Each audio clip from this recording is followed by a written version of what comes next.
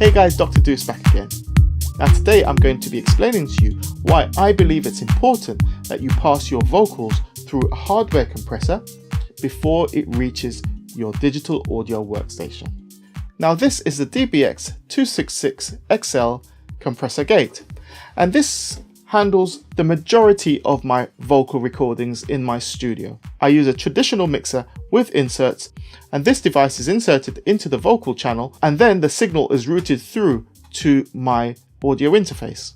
Now, advances in audio production technologies have made many things possible which weren't possible that long ago. However, at the same time, I think part of the art of recording has been lost. Certain things have been bypassed and ignored, and some of these things are quite fundamental to the whole process of capturing the best possible recording.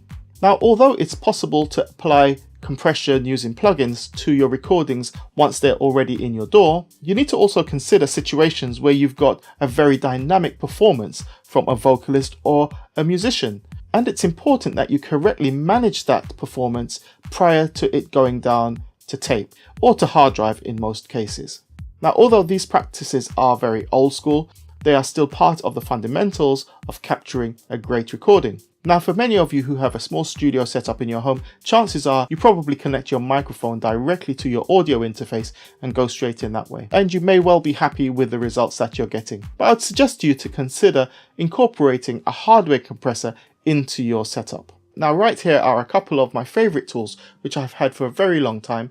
They are the Meek Vc3 compressors, and they've got mic pre's built in. Now you can connect your microphone directly to the back right here, do all of your processing in the box using the controls on the front panel, and then output from here into your audio interface, which will capture your audio. Now, a device like this is great to help you to manage the input signal coming from your performer, and that way you can reduce or eliminate digital clipping later on, and it's an important part of your gain staging process. Now, in terms of solutions, I'd say look for a unit such as the dbx 286S, which has a built-in mic pre and compressor, and you can go straight from there into your audio interface. It's just a single unit and it's not that expensive in the grand scheme of things. Remember, you've only got to buy it once. The other option, of course, is to get yourself a little mixer that you can connect your microphone to.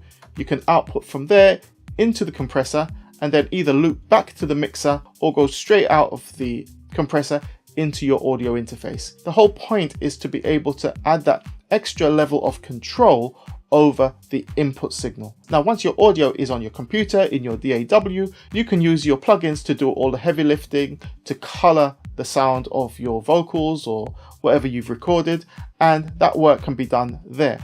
However, the initial part will be taken care of by the hardware device. Now, I do hope this makes sense to you and you can see or understand the benefits of actually having such a device. As always, I welcome your feedback, so do drop me a line in the comment section, whether it be a question or just general feedback on what I've covered.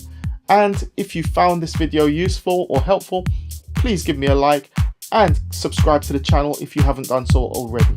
Of course, I'll be back again real soon with more. I'm Dr. Duce. Peace.